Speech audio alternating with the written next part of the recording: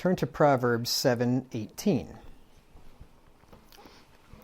So the strange woman just got done telling this young man that she'd perfumed her bed with myrrh, aloes, and cinnamon, and now she goes in for the kill. At this point, she's been talking it up. She's been giving him reasons which would entice him, but now she just comes flat out and tells him, all right, let's do it. Verse 18, come, let us take our fill until the morning. Let us solace ourselves with loves. She's skilled at the power of persuasion because she didn't start out with just walking up and said, hey, come to my place, right? She walks up, she makes it look like she's a good woman. She flatters him a bit. She tells him about how nice her place is. And then she goes in with the direct move. No, she was a lot more skilled than that Potiphar's wife. Because Potiphar's wife pretty much just came to Joseph and said, lie with me. I mean, that was the extent of her courtship there. So this woman's laid all the groundwork to seduce the young man now. First, she has appealed to his lust of the eyes with her immodest attire. Now, you just keep your finger there in Proverbs chapter 7 and turn over to 1 John 2:16. We're going to see here are the three things, the three ways in which a man is enticed. This is how our Mother Eve was enticed by the devil. He appealed to these same three things, and this is how the devil or any sinner will try to get into us to make us follow our lusts. 1 John 2 and verse 16 says, for all that is in the world, the lust of the flesh, the lust of the eyes, and the pride of life, is not of the Father, but is of the world. So I want you to remember those three things. Just keep your finger there, and let's look at how this woman appeals to all three of those things. First of all, the lust of the eyes with her immodest attire. Verse 10, and behold, there met him a woman with the attire of an harlot and subtle of heart. That's appealing to the man's sense of sight. Next, she grabs him, kisses him, and tells him of her finely decorated and perfumed bed, appealing to his lust of the flesh. Verse 13, so she caught him and kissed him, and with an impudent face said unto him, and then down in verses 16 and 17, I've decked my bed with coverings of tapestry, with carved works, with fine linen of Egypt. I've perfumed my bed with myrrh, aloes, and cinnamon. Lust of the flesh. Gives him a kiss, and then appealing to his fleshly desires of smell and things like that. And then she flatters him, appealing to his pride of life. Verse 15, therefore came I forth to meet thee diligently to seek thy face, and I have found thee. So that would definitely appeal to his pride, because here he is just, some young man, probably never had a good-looking woman of means ever talked to him before, and all of a sudden she walks up and says, I've been looking for somebody just like you. I finally found you. I am so thank the Lord. I just got home from church, and I was praying for a good, godly man, and along you walked, and I just ran out and figured I'd come out and talk to you. Appeals to his pride of life. So having thoroughly tantalized his carnal nature, and even tried to appeal to his spiritual nature, you remember verse 14, I have peace offerings with me, this day have I paid my vows. She's done all this to weaken his resistance, and now she goes in for the kill. She says, come. Up until now, she's been trying to persuade him. Now she moves from persuading to commanding. Come means, in its most literal sense, it expresses the hitherward motion of a voluntary agent to move towards, approach. In other words, come in, come towards me, come to my house. Now it's interesting that in Proverbs chapter 9 and verse 5, wisdom here, personified as a woman, bids men to come unto her. Proverbs 9:5, come, eat of my bread, and drink of the wine which I have mingled. The strange woman does the same thing. Right? See, she mimics the wisdom, the personification of wisdom here, the godly woman who bids men to come into the church and partake of the Lord's Supper, in other words, bread and wine. And we'll talk about that when we get there here in a while. She likewise bids him to come. Let us take our fill of love. She invites the young man to come into her house and get all the quote-unquote love that he wants, because she said, take our fill of love. Fill is a full supply of drink or food, enough to satisfy want or desire. Now she is perverting the meanings of words here, because she says, come, let us take our fill of love. What she's referring to by love is not love, right? She's referring to lust. That's what fornication and whoredom is. It's lust, not love. Look at Romans 1 and verse 24. There's a lot of fools out there that claim to love each other, love his girlfriend or love her boyfriend, and they're doing nothing of the sort. They are committing sin, and that is not an act of love. Romans 1 and verse 24, wherefore God also gave them up to uncleanness through the lusts of their own hearts to dishonor their own bodies between themselves. These are people that rejected God first of all, worshiped the creature more than the Creator, and then God gave them up to all these various things. He first gave them up to false worship, then he gives them up to fornication, then he gives them up to sodomy. And notice there it's called lust. The uncleanness through the lust of their own hearts to dishonor their bodies between themselves. And also look in 1 Thessalonians 4, 3 through 7.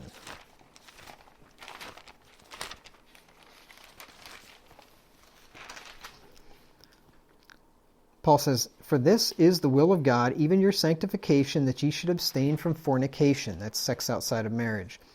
That every one of you should know how to possess his vessel, that is his body, in sanctification and honor, not in the lust, so there you go, fornication is lust, not love, not in the lust of concupiscence, even as the Gentiles which know not God, that no man go beyond and defraud his brother in any matter, because that the Lord is the avenger of all such, as we also have forewarned you and testified, for God hath not called us unto uncleanness, but unto holiness.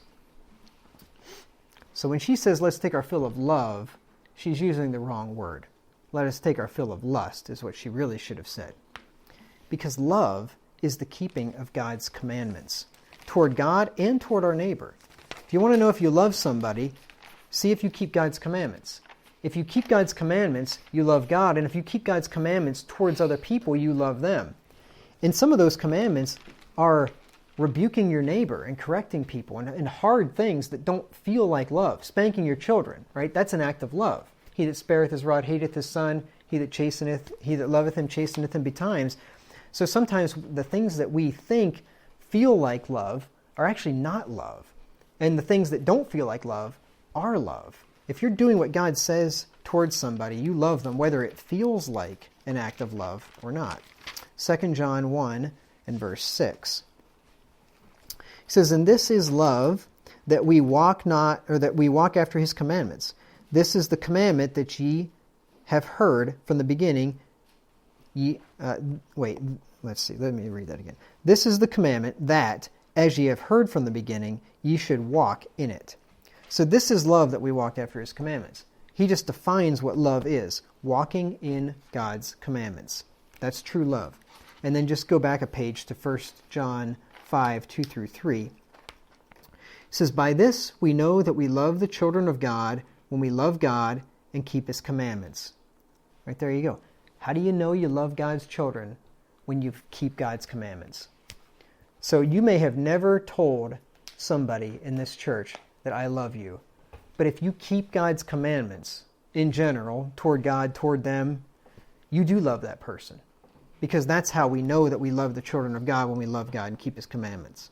And speaking of love, you have 1 Corinthians 13 that talks about what charity, love, is. Yes, that's right. Which is being patient and kind and keeping God's, rejoicing in the truth, rejoicing not in iniquity, believeth all things, right? All those things are acts of love.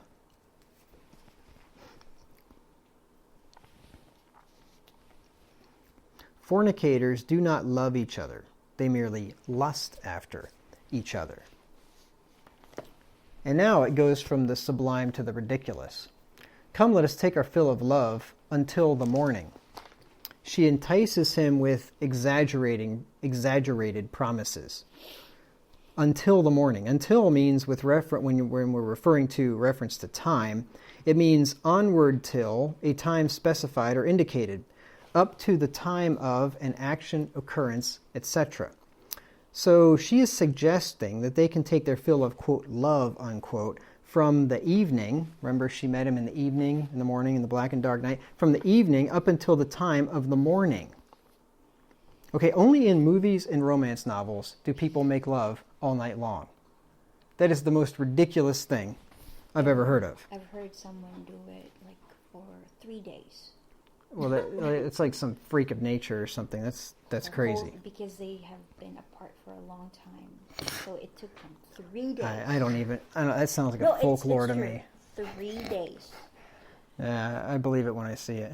Huh? Why would you want to see it? I don't want to see it. Poor choice of words. Yeah, right. Only an inexperienced fool would be excited by such a ridiculous proposition, making love all night long. In the real world, men fall asleep after sex and don't wake up for a long time. And I have Bible for this. Song of Solomon 2, 3 through 7. Do we need help? No, but, we prove all things. Hold fast to that which is good. Song of Solomon 2, 3 through 7. As the apple tree among the trees of the wood, so is my beloved among the sons. I sat down under his shadow with great delight, and his fruit was sweet to my taste. I'm not going to expound that. You can just think on that and figure it out for yourself. He brought me to the banqueting house, and his banner over me was love. Stay me with flagons, comfort me with apples, for I am sick of love. So she's lovesick. His left hand is under my head, and his right hand doth embrace me. You can probably figure out what's going on there. I charge you, O ye daughters of Jerusalem, by the roes and by the hinds of the field, that ye stir not up nor awake my love till he please. So this is referring to lovemaking here. And how does it end? He's sleeping, and don't wake him up until he's ready to get up. It's going to be a while. Look at chapter 3, 4 through 5. It says, It was but a little that I passed from them, but I found him whom my soul loveth. I held him, and would not let him go, until I had brought him into my mother's house, and into the chamber of her that conceived me. I charge you, O daughters of Jerusalem, by the roes and by the hinds of the field, that ye stir not up nor awake my love, till he please. So there's the mouth of two witnesses. So by this point, the young fool is too excited to be thinking rationally, though. He's just thinking, take our fill of love into the morning. Sounds amazing to me. You can tell he's inexperienced. Because any man that wasn't would say, give me a break. And that's absurd. And then she says, let us solace ourselves with loves. To solace means to cheer, comfort, console, to entertain, or recreate. So here the strange woman shows her cards with this comment. Because she says, let us solace ourselves with love, and solace means, at least in part, to entertain or recreate. So this is not exactly love going on here. Right? Her enticement of him is for the purpose of entertainment and recreation, not for true marital love and intimacy. This is a deception because fornication will only afford fleeting joy, afterwards to be followed by shame, disappointment, regret, disease, poverty, and more, could even be death. Let's just look at a few verses that we've already been over. Proverbs 5, 8 through 14. Proverbs 5, 8 through 14. We heard how the adulteress makes things sound like they'll turn out. Now let's see how they actually will turn out. Proverbs 5, 8 through 14. Remove thy way far from her, and come not nigh the door of her house, lest thou give thine honor unto others, and thy years unto the cruel, lest strangers be filled with thy wealth, and thy labors be in the house of a stranger. And thou mourn at the last when thy flesh and thy body are consumed, and say, how have I hated instruction, and my heart despised reproof, and and have not obeyed the voice of my teachers, nor inclined mine ear to them that instructed me. I was almost in all evil in the midst of the congregation and assembly. So there you have the man that goes into the strange woman, and he loses his honor, he loses his wealth, he loses his health, his marriage if he had one prior to that. He loses a lot. Could even lose his life. Let's look in verses 20 through 21 of chapter 6. He says, My son, keep thy father's commandment, and forsake not the law of thy mother. Bind them continually upon thine heart, tie them about thy neck. I wanted Romans chapter 6. I knew that didn't look right. Romans chapter 6. All I saw, yes, that is good advice. I just saw 6:20 and jetted over there. Romans chapter 6,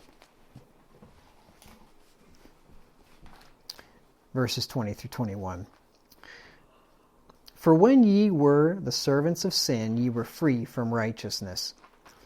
Right there's your free will. Free from righteousness.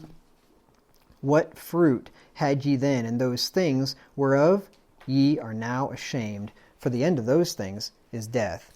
Yes, the fruit of sin is being ashamed and ultimately ends up in death. The wages of sin is death. So you should be ashamed of your former sins. Yes. And not brag about them. Right, exactly, Let's yes. say you don't brag about getting drunk when Right. you were younger. Right, exactly. That just really grates on me. I hate that when people do that. When people do what? Say that again. Oh, just talk and boast about when they used to get drunk when they were younger and things like that. And Yeah. boasting about sin instead of being